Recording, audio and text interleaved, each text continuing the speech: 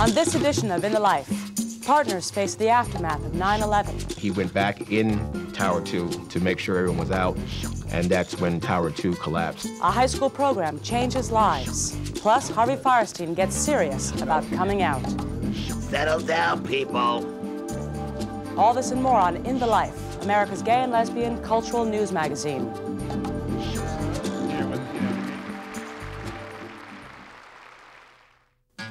In the Life is funded in part by the H. Van Ameringen Foundation. Additional support provided by the Gill Foundation, the Pride Foundation, the Ted Snowden Foundation, the Otto Haas Charitable Trust, the Collingwood Foundation, the Rainbow Endowment, Adam, a funding collaborative empowering queer youth, Orlando Reese and Bill Becker, William J. Resnick, and the annual support of In the Life members like you.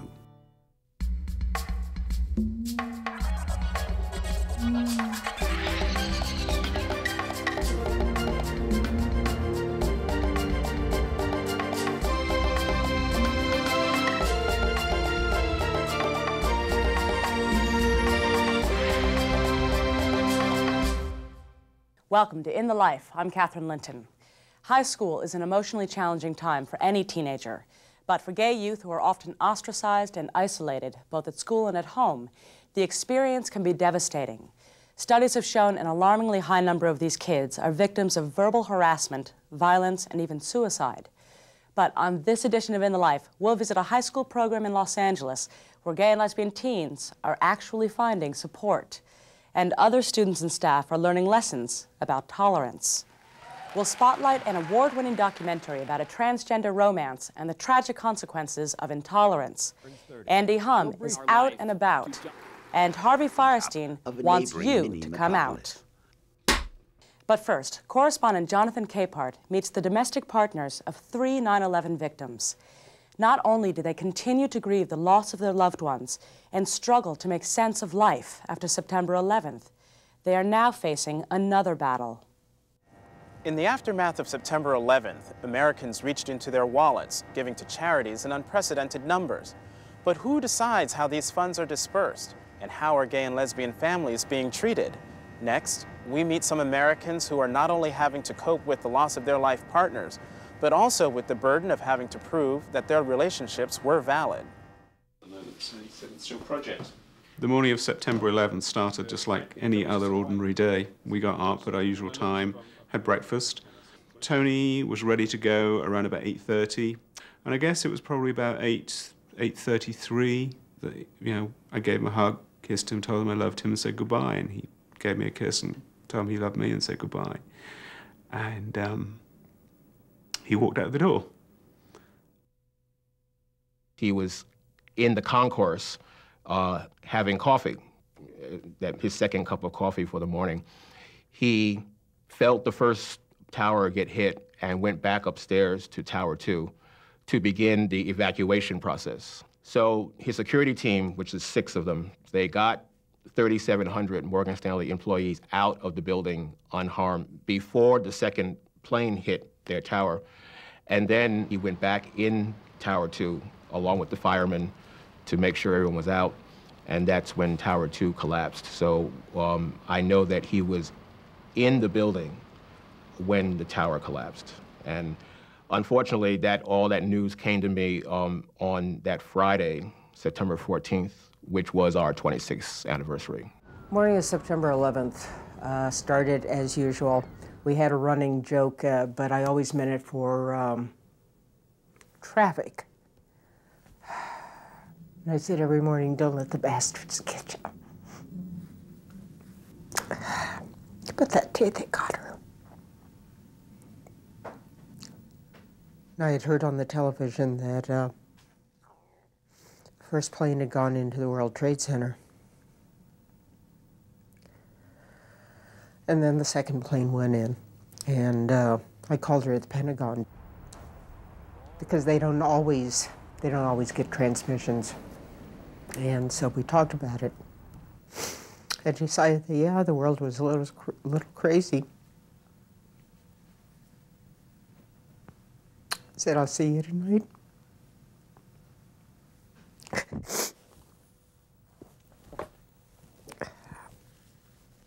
And I didn't, and she didn't come home. It's been very hard to cope with the trauma of losing somebody, particularly when you witness it, particularly when you see the acts and you see, you watch the area where your loved one is working be obliterated, and you watch the building, which you never would have imagined crumble, just collapse like a pack of cards. There's a plaque out back that says "grilled along with me," and I thought perhaps we would. Peggy, Neff, and Sheila Hein shared a life together for almost 18 years. 7 years ago, they bought a house in Hyattsville, Maryland, and in 1995, they prepared wills that left all their possessions to each other. Peggy had just gotten her real estate license and was set to embark on a new career. I was going to quit work the end of November and take up real estate full-time. And we had figured out that, with just a little bit of luck and the fact that I am a massage therapist and also that I'm a hypnotherapist, I could pick up enough part-time work until I really started to sell.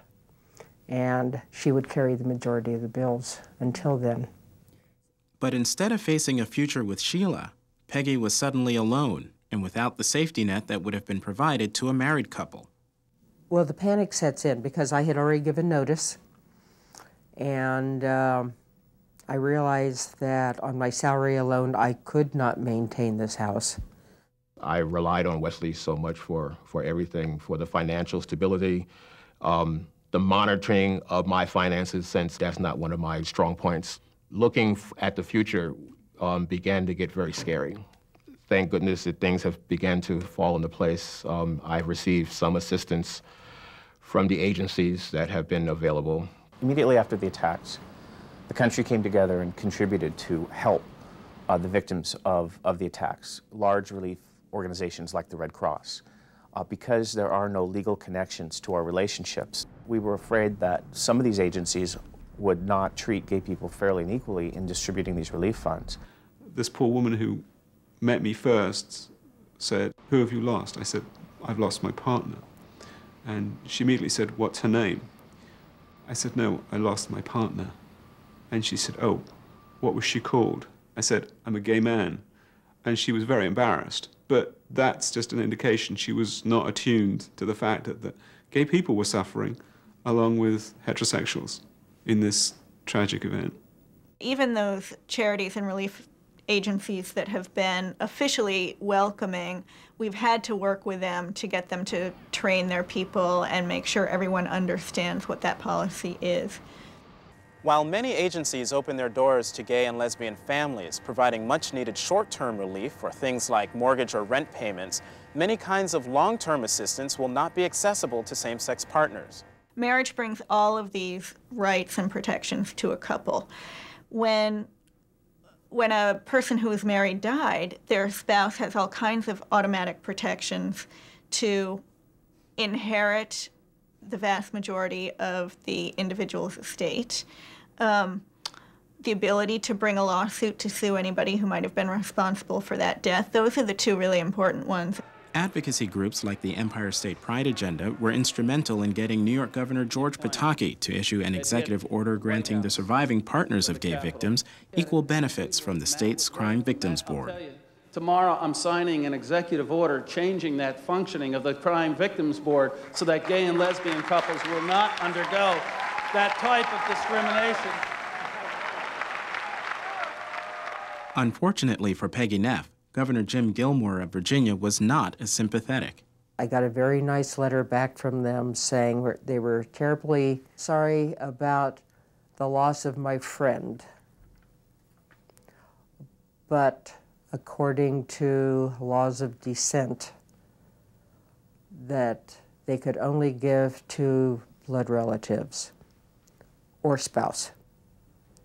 And obviously I didn't fit their criteria, therefore they were terribly sorry. Realizing the many inequities facing gays and lesbians affected by 9/11, The Empire State Pride Agenda, Lambda Legal Defense and Education Fund, the Gay and Lesbian Anti-Violence Project, and the Stonewall Community Foundation in New York, with help from the Human Rights Campaign in Washington, D.C., pooled their resources and created the September 11th Gay and Lesbian Family Fund. We started receiving calls here at the Anti-Violence Project.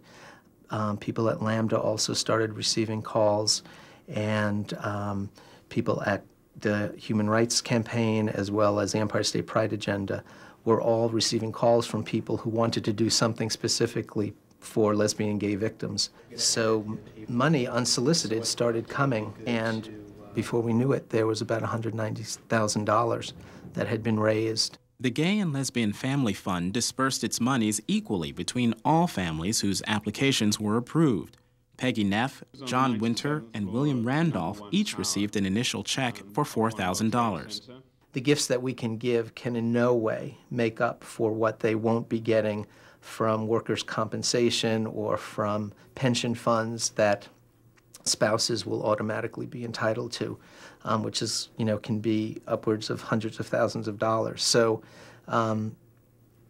it really is a symbolic gesture on the part of the community to say to these people that we feel for you, we care about you, and we recognize that this was a committed relationship and a family. Tony didn't have a will, all of his life insurance and his workers' compensation all went into his estate, which his sister was the executive of. So I got nothing in that area at all. And while they tried to be as helpful as they could, there's a certain limit to what they can do. Wesley had a birthday August 31st. He turned 70 and was getting ready to retire the end of 2001.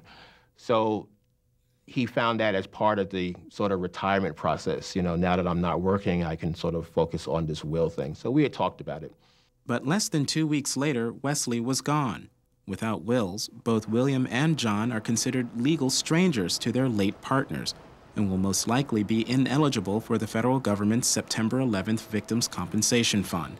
We're pretty sure that gay families that had wills, where both partners had wills and named the other as the executor and beneficiary, and a biological family member is not contesting, we're pretty sure those people will be okay and be able to apply and receive funding.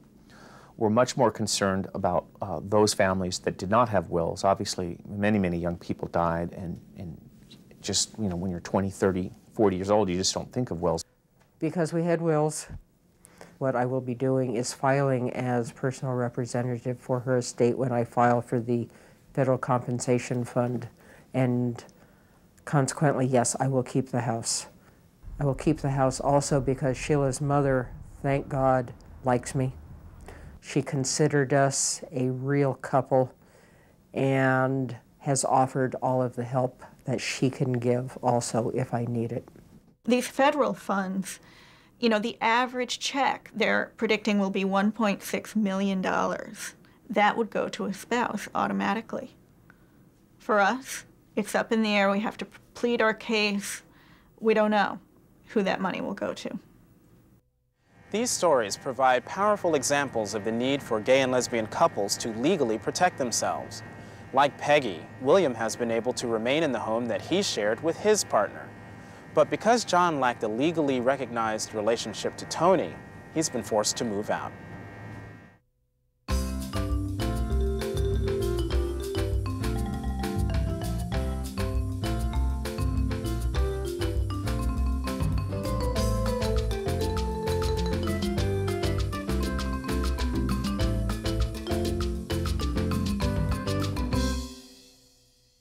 Thanks to the transgender community's tireless fight for recognition and human rights, our understanding of gender identity has changed forever.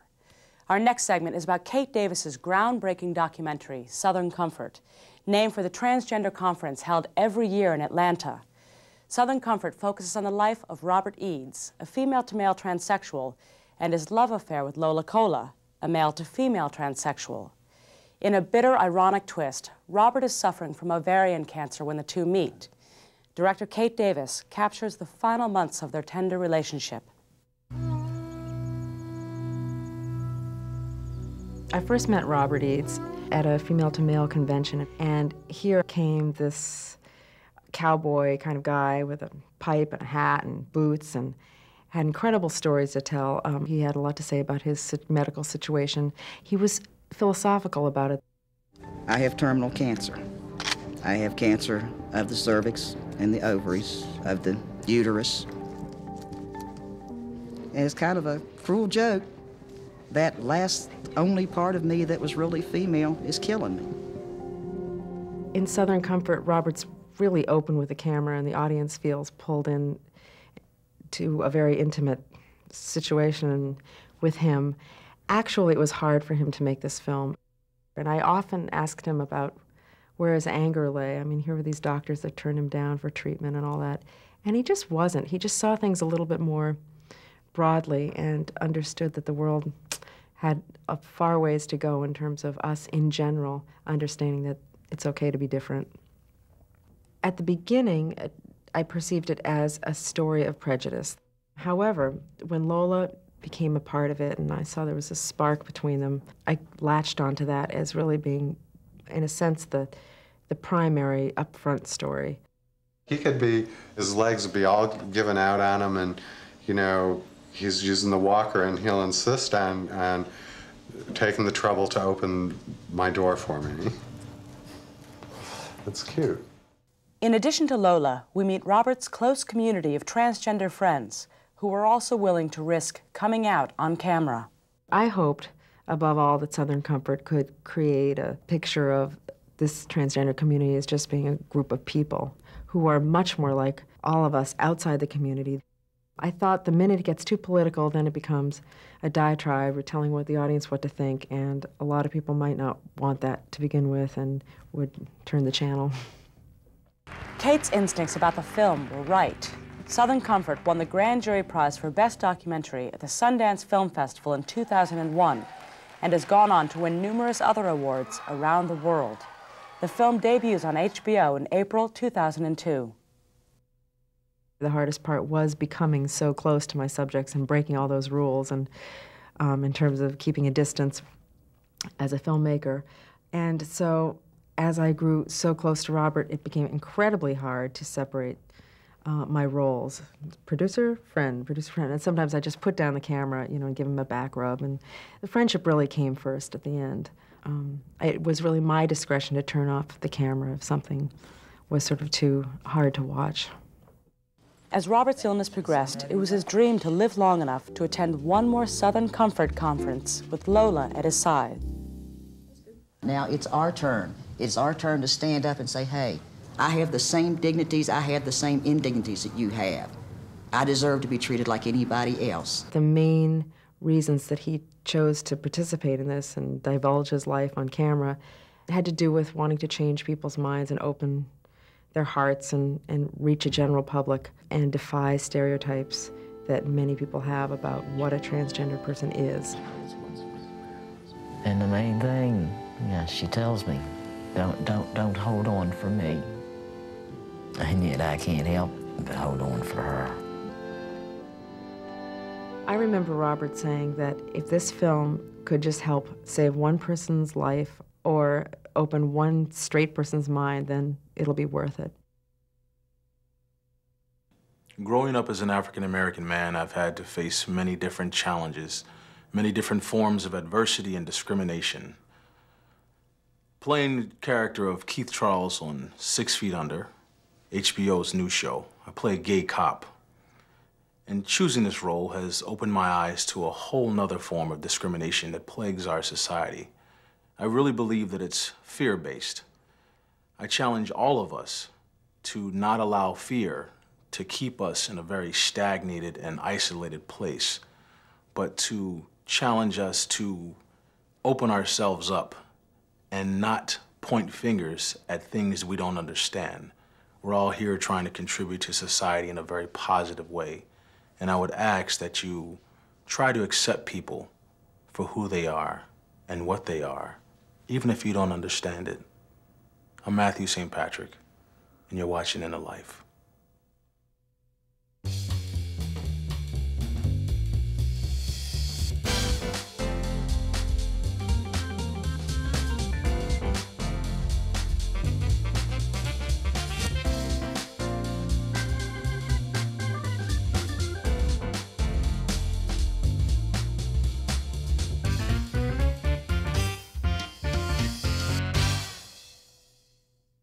A new comedy about sex and the single woman, protests against the practices of a Rhode Island newspaper, a lesbian writer whose art crosses over, and the Los Angeles Gay and Lesbian Center turns 30. We'll brief you on these stories and more on Out and About. A somber note to start. In a controversial sting operation, several men were arrested in Johnston, Rhode Island this January in a raid on an adult movie theater. The Providence Journal subsequently published the names, addresses, and photos of those arrested, driving one of them to suicide days later. In the aftermath, local activists staged a protest outside the paper's offices to highlight the sensationalistic nature of the coverage. GLAAD and LGBT leaders later met with the Journal to discuss the discriminatory nature of their reporting. The new home of the Academy Awards, the Hollywood and Highland Ballroom, was the glamorous venue for a recent dinner celebrating the 30th anniversary of the Los Angeles Gay and Lesbian Center. But I was around at the beginning. I was here when, the gay community was the hot tub at Alan Carr's house. Oscar-winning producer Bruce Cohen was one of the evening's special honorees. I've always found it to be a wonderful thing to be an out gay man working in Hollywood. For me, in my producing life, with American Beauty getting such wonderful attention around the world, it's really helped me to do more work for the community. All told, almost 1,400 actors and activists were out in force to raise the profile of the world's oldest and largest LGBT resource center. California Governor Gray Davis was on hand for a statewide progress report. Thank you, the Gay and Lesbian Center of Los Angeles. After the initial success of Tipping the Velvet and the follow-up Affinity, London-based author Sarah Waters swept into the States on a book tour promoting her latest novel, Fingersmith. I got interested in 19th century fiction, I guess, as a teenager, but then got particularly interested in looking at it from a gay perspective. Set in a time when a gay subculture in the modern sense first made an appearance, Waters' Victorian fiction is rife with an atmosphere of longing. Where are your lips? I said. My lips, she answered in a tone of surprise. They're here. I found them and kissed her. Lots of fascinating lesbian stories to be told, and, while that's the case, I hope I'll try and tell them, really. I kissed a girl. Kissing Jessica Stein is a new independent feature that questions the very idea of a single sexuality. We enter into areas of sexual identity and what sex is, what friendship is, what romance is, that it's suddenly, everything starts to overlap. In the film, two straight-ish women meet through happy coincidence and decide to embark on a friendship. And before you know it, bi-curiosity has got the better of them both. I'm gonna have to go slow, okay? Oh, okay. Starring its co-writers, Heather Jurgensen and Jennifer Westfeld, Kissing Jessica Stein is a comedy where love saves the day. We really wanted it to be a particular story about two specific people and not about, a straight or gay agenda or a political, grandstand. With his best-selling debut, A Density of Souls, and now The Snow Garden, 23-year-old Christopher Rice, son of Anne, is carving out his own post-gay, pansexual literary world. No character ever comes out in A Density of Souls, or The Snow Garden, for that matter. They are just simply gay. They are who they are. The essential story and mystery of both books is larger than who's gay and who's not. Growing up gay in New Orleans came with its own set of challenges. Growing up in New Orleans can be a curse because it is so decadent a city and so lawless a city. Both of these books, I was working through some serious issues that I had, regarding my own sexual identity and questions of what does life have in store for me now that I'm a sort of an adult. In Missoula, Montana, some 700 citizens came out to support Carla Grayson and Adrian Neff, whose home was destroyed in an arson attack in February. Being burnt out of our home is the worst thing that's ever happened to me. Their house was set ablaze days after the couple joined the ACLU in a lawsuit aimed at extending equal benefits to same-sex partners. The couple and their young son barely escaped with their lives. Local police are treating the incident as an attempted homicide. At the same time, Montana law excludes gays and lesbians from hate crimes protection. Well, it should have been changed many years ago. Hopefully, things like this will convince legislators that this is a hate crime and it ought to be included in the list. And finally, New York's legendary Waldorf Astoria Hotel was the venue for this year's Human Rights Campaign benefit dinner, honoring writer-director Moises Kaufman, Emmy Award-winning actor Eric McCormick, and longtime all-around activist, designer Kenneth Cole. I've been advocating for AIDS awareness for 17 years now, and I'm receiving an honor tonight, which I'm very proud of. Groups like GLAAD and the HRC came to me and said, thank you for what you do. And I said, well, if you feel that way about it, then what else can I do? We'll know we're a success when everyone in this country has equal human rights, and that's basically the point of HRC. Members of New York City's police and fire department's gay and lesbian groups were also honored for their valor on September 11th. Thank you. Over 700 gala-goers from across the country turned out to celebrate the city and to support HRC's ongoing efforts in promoting equality. Hello, I'm Carol. Carol Channing? Yeah. And you're watching In the Life. Still to come on In the Life, learning lessons of tolerance in Los Angeles schools. The Laramie Project finds new life, and Harvey Fierstein comes out shopping.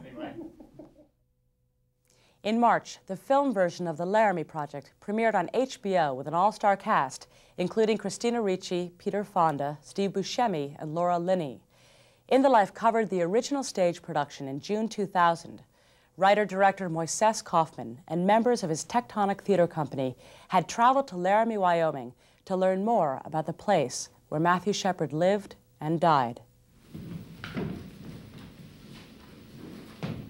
On November 14, 1998, the members of Tectonic Theater Project traveled to Laramie, Wyoming, and conducted interviews with the people of the town. During the next year, we would return to Laramie several more times and conduct over 200 interviews. The play you're about to see is edited from those interviews, as well as from journal entries by members of the company and other found material. It seemed that Mathew Shepard's beating was a turning point in American history, where all of a sudden the country said, no more, this is wrong. So we went to Laramie a month after Mathew Shepard was beaten. And at that time, we weren't really thinking about a play coming out of it. That wasn't really what we were thinking about. Moises never said, we're going to go and we're going to write a play about this. He basically said, can we, as theater artists, respond to this? Do we have a role to play? People are really with her when she says choo-choo and she's telling these funny stories. I'm a writer and I'm a director. The actors are actors, but we all wrote the play together. We were able to sort of break down the roles. We became interviewers. We became sort of journalists. We became researchers. I think the idea of a theater company going out to a town, talking to the people of the town, coming back and writing a play about it was something that interested me very much. Hi, my name is Amanda Gronick, and I'm here in Laramie working with a theater company. We're from New York, and we were interested in speaking with people here about recent events. My colleague and myself went to the Reverend, your husband's church on Sunday and saw the services, and well, we were so impressed with his sermon, and we were extremely interested in talking with the Reverend further about some of his ideas about what's happened. Well, I don't think he'll want to talk to you. He has very biblical views about homosexuality. What is it that we can do? What is it that the people that are going to come to the Laramie Project get that you wouldn't get from a film or a documentary or a TV show? Most of the time we called him Choo-Choo, you know, because we used to call him Matthew, and then we just started calling him Choo-Choo. Whenever I think of Mathew, I always think of his incredible beaming smile. I mean, he'd walk in, he'd just be like, you know, and he'd just smile at everybody. He just made you feel great.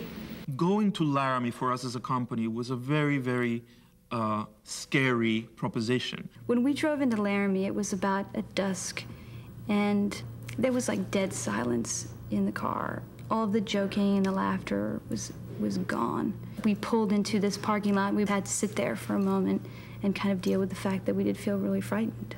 One of the events that really brought home to me what the company was experiencing was we were walking down the street and there was an out member of the company, and at some moment I put my arm around him. I just was immediately, viscerally like, get your arm off of me, you know? I mean,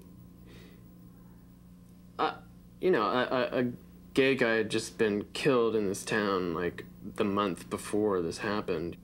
I think as gay people, you're always like, checking your peripheral vision to see, is it safe? And there were people in my peripheral vision who I didn't feel very safe around. I sort of felt that people weren't going to want to talk to us. I sort of felt like we were going to have a very difficult time getting ordinary people to talk to us, and that wasn't the case at all. I mean, people really opened up to us in ways that amazed me.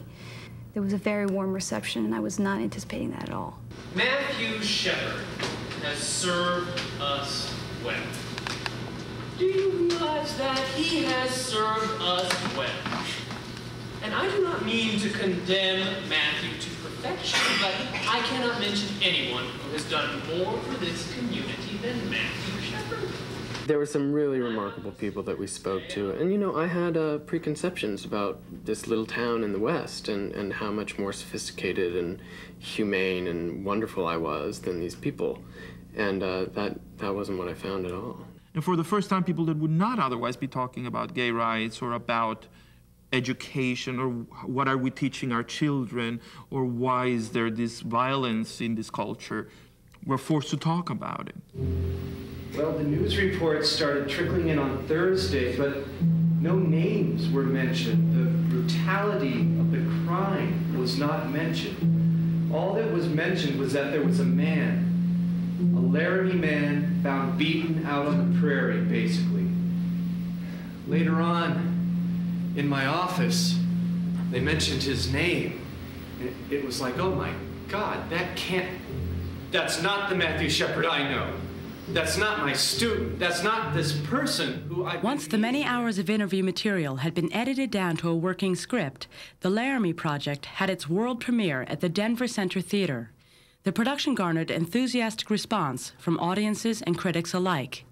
I think what is memorable about the Laramie Project is that it shows the amazing diversity of responses to Mathew Shepard's death.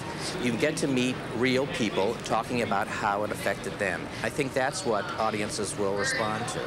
After seeing Red Ghost protesting Matthew's funeral and finding out that he was coming to Laramie for the trial of Russell Henderson, well, I decided someone needs to stand toe-to-toe with this guy and show the differences. So our idea is to dress up like angels. And we have designed an angel outfit for our wings are huge. They're like big-ass wings. And there'll be 10 to 20 of us that are angels. And what we're going to do is we're going to encircle feathers. And because of our big wings, we are going to completely block him. To bring this story to the stage in such an immediate way, you know, the people who are performing are the people who met the people of Laramie. It's 1 degree of separation, so there's an actor who's coming out on stage and she's simply saying, I went there and I met this person and this is who they are and this is what they said. I think we're personalizing this story for people, and I think it's hitting them in a positive way. I think people are responding very hopefully to it, and I think it's just touching people. Mathew Shepard is a 21st century, martyr, and this is a very personal and emotional response to his death. When you see the Laramie Project, you get a sense of where we are at as a nation, how we are thinking, how we are feeling about and not only sexuality, but class and education and violence and a whole number of different things. Because we live under this promise that we are all equal under the law. And I think we are really testing the validity of that statement. Moises Kaufman adapted and directed the film version of his play for HBO's production of the Laramie Project. It was huge. The play was a much more intimate event. When you see the movies, it's about a theater company that goes to Laramie and talks to the people of the town and begins to uncover or discover the reactions that they had to the event. In the film, Christina Ricci plays Mathew's best friend, who conceives of a plan to block an anti-gay protest after Mathew's death. So we're planning an event. We're calling it Angel Action. This 21-year-old little lesbian is going to walk the line with him. It brought back a lot of things. We had a lot of people crying on set. It was very difficult. That was one of the hardest days. A lot of the people that were watching the actor portray Fred Phelps were the people who were there the day that Phelps was there. The star-studded cast playing Laramie residents include Steve Buscemi as a taxi driver who befriends Matthew. Call me none of that. My name is Matt, and I want you to know that I am gay, and we're going to be going to a gay bar. Do you have a problem with that? I said, no. How you paying? We took the play and we performed the play in Laramie. And when that happened, we were able to play to like 10% of the population. Well, now with the movie, A, by it being on HBO, and B, by the fact that the mayor of the town has made it a point to take it to different parts of the state, I mean, we're going to be able to reach a large part of that state with the movie.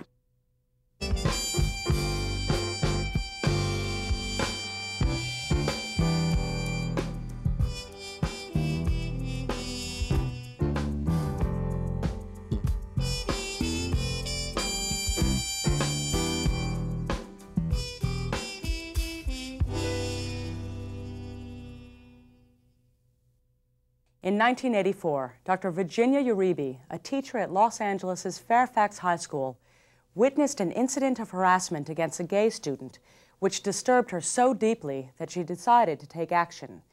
That year, she founded Project 10 and has been saving lives and changing attitudes ever since.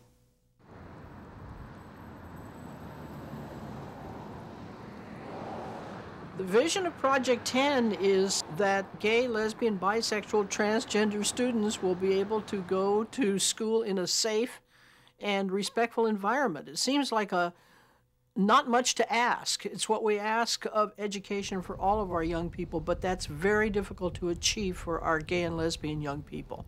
I think that what fuels me is anger or a sense of injustice. I just cannot stand the things I see happening to these young people for no other reason other than their sexual orientation. It's not like they have committed a crime. When I first started the program back in 1984, even I was a little hesitant to call it the gay and lesbian program. I mean, I had to work through my own homophobia about that. Somebody suggested that I call the program Project 10 after Kinsey's very often repeated statistics that 10% of the population was more or less homosexual most of their lives.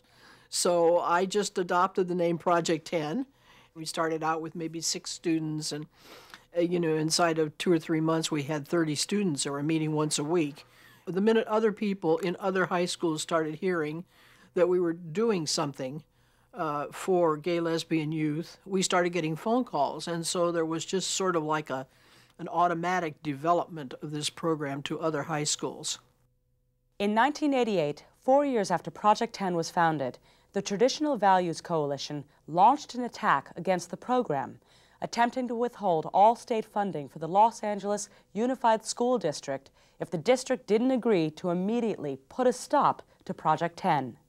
Here we're trying to work to keep these kids in school and to keep them from killing themselves, and suddenly people are attacking us for that and saying these perfectly dreadful things like we were trying to recruit young people into a life of homosexuality and we're trying to give them all AIDS, and the attacks didn't make any sense to me. I was very naive about this. I didn't really know what to do, and so I just kept repeating what I thought I was trying to do, which was to keep kids in school and to keep them from killing themselves and to serve a need that had not been met. And they just kept saying how terrible I was.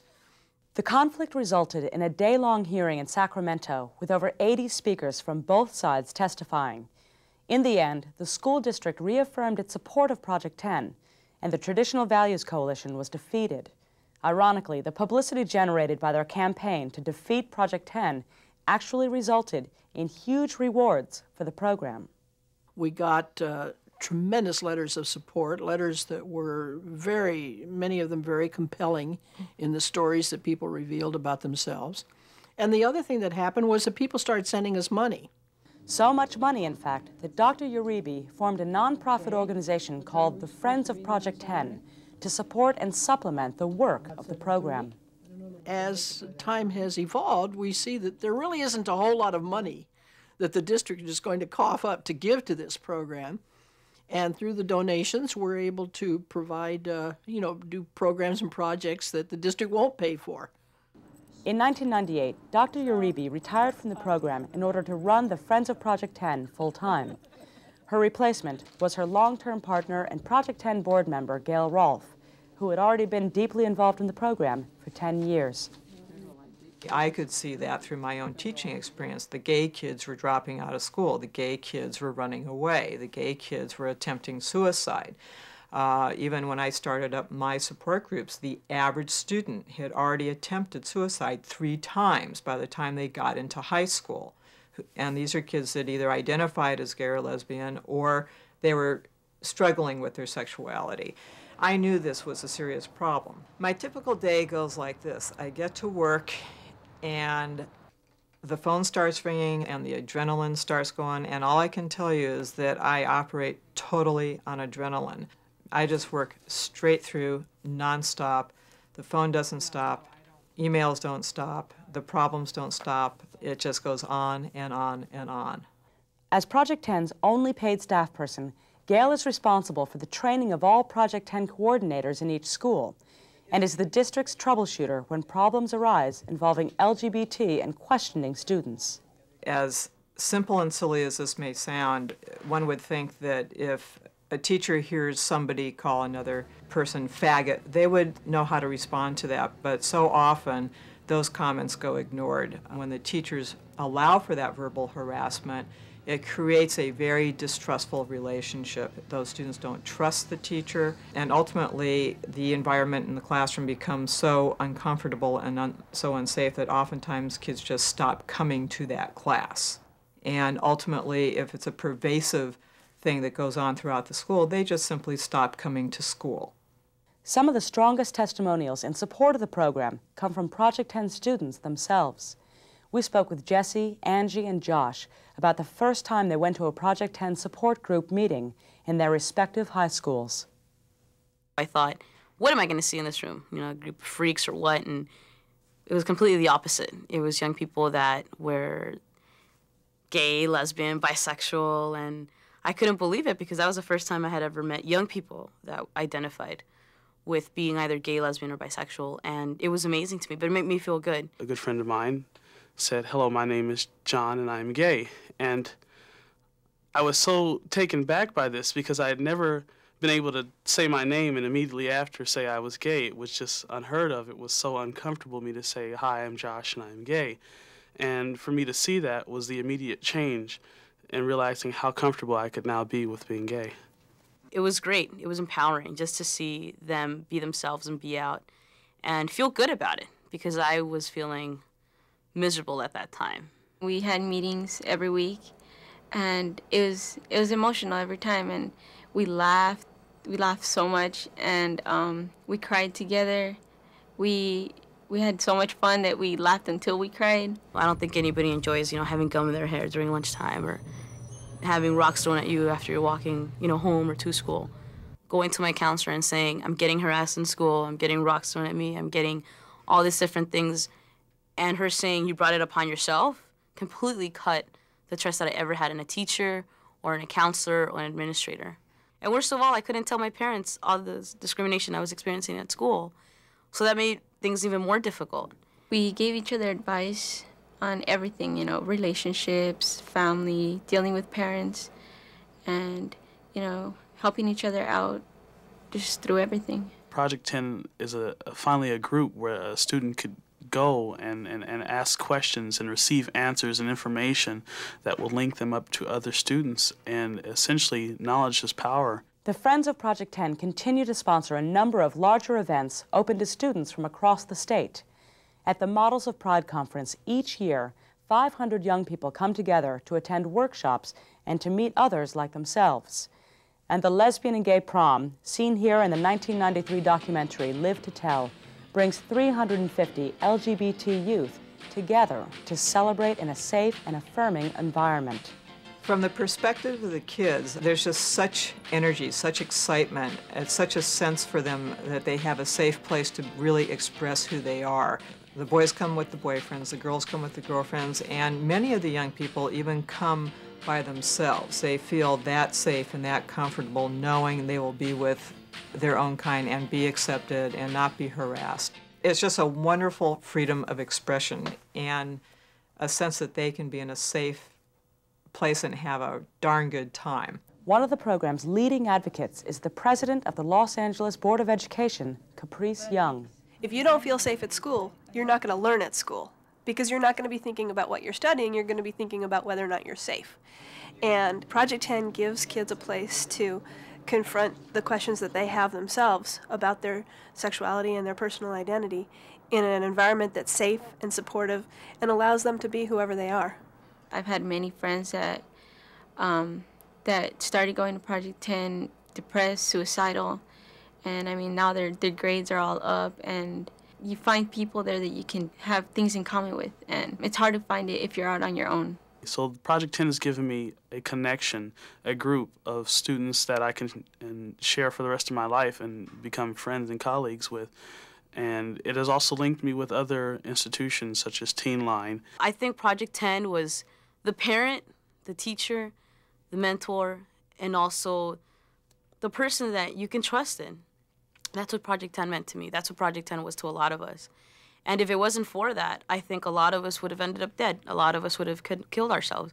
Because of their sexual orientation, so many of them have such an enormous struggle. And I don't see the educational system doing very much for them. And so I guess that anger at that injustice just keeps me going.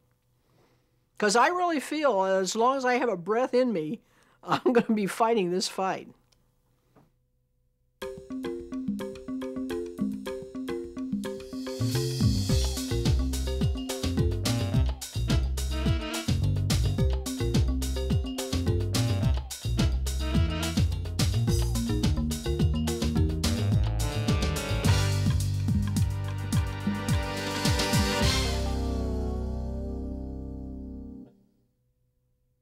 During the decade that In the Life has been on public television, the movement for gay and lesbian equality has made enormous progress on several fronts.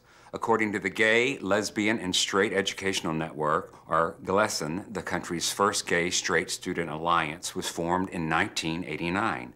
That's just 3 years before In the Life began airing. And today, there are estimated to be over 1,000 such groups nationwide. I'm Jim J. Bullock, and you're watching In the Life. Be sure to tune in to next month's episode of In the Life. And don't forget to mark your calendars for In the Life's 10th anniversary episode in June. This special presentation will include a rare interview with Broadway legend Jerry Herman. You're still glowing, you're still crowing, you're still going strong. I don't think Jerry has ever been given the credit that he should have over these many years, because he's an extraordinarily good lyricist, and he's also a great melody spinner. I mean, there's no question about it. Finally, in tonight's outtake, Harvey Fierstein tries and tries and tries to come out at the grocery store. True story. This little piggy went to market to lay in supplies for the holidays. I live in a small fictional town in Connecticut, whose quaint country purveyors I decided to forego for the larger, better stocked, and much cruisier super Stop and Shop of a neighboring mini metropolis. While ringing out my order, the cashier said casually, "So, you do the shopping and your wife does the cooking?" "No, Dee Dee," I replied, reading her name off the plastic tag dangling dangerously close to her third chin. "I don't have a wife. I'm gay." "You are not," she said dismissively. "Oh, yes, I am," I countered. "You are not no gay," she insisted, pushing my baby carrots from the scale. "Honey," says I, hands now aflutter, "I am as gay as a pink hairnet." I guessed my voice was raised a little too loudly when I spied the adjoining cashier ring her silent security alarm. Dee Dee stopped work and looked me straight in the eye. "I know you, and you are not one of those gays." And with a big incredulous smile, I asked, "What makes you so sure that I am not?" Because if you were a gay, she countered assuredly, you would be too ashamed to say it out loud. I was dumbstruck. By now, 2 other cashiers, a security guard, and another employee with whom I was acquainted, and who, by the way, happens to also be gay, surrounded us. He asked if there was a problem. Still shocked into silence, I waved him off, paid my bill, and left. If you were a gay, you would be too ashamed to say it out loud. How could anyone still think that way? Have we made no progress? Aren't we everywhere now? Will and Grace, Before Night Falls, Ellen? Or are we just fictional characters living out our own fictionally liberated lives? But then I thought, how is the average American heterosexual to think anything else when the only examples they have of our lives is shame? Our big breakthrough mainstream comedy TV show has one gay character played by a proudly heterosexual actor, and the other played by an actor who claims his sexual preference as no one's business. What message is being sent out there? Congratulations on your Emmy cookie, but I wouldn't hold my breath for the cover of Portraits in Pride. Our 2 latest breakthrough TV shows, Queer as Folk and 6 Feet Under, both ended their seasons with gay bashings, illustrating yet again that we are still victims and not masters of our lives. Obviously, Hollywood finds us acceptable only when we are funny, dying, or portrayed by a 100% gold standard heterosexual who is stretching his artistic muscles, attempting such a strange and challenging character, but really didn't enjoy kissing another guy in front of the whole crew, so let's go crush beer cans. In other news, the Tomboys, no, not Rosie and Martina, Tom Selleck and Tom Cruise, both won huge lawsuits against newspapers that had identified them as gay. What kind of a message do you think is broadcast by a celebrity suing for being called gay? Or by a court awarding millions of dollars to those celebrities, validating that the association with homosexuality has indeed harmed their careers? Could you imagine a court awarding me millions because Saturday Night Live said I was heterosexual? Looking at this from another angle, open any magazine or newspaper to the personals. How many ads read, straight acting, seek same, or not into gay lifestyle? You too can stop waiting for your Portraits in Pride cover story. Well, my children, if this is how we feel about ourselves, if we stay in the closet because we don't want to hurt our families, if we hide our identities for fear the truth would damage our careers, if we passively accept heterosexualized images of our lives in TV and movies, if we support those films and shows, even though they portray us only as jokes or victims, if we are so self-loathing that we seek sexual partners who could not possibly be sexual partners, then how can we be shocked when a cashier says, if you were a gay, you would be too ashamed to say it out loud? Carry on.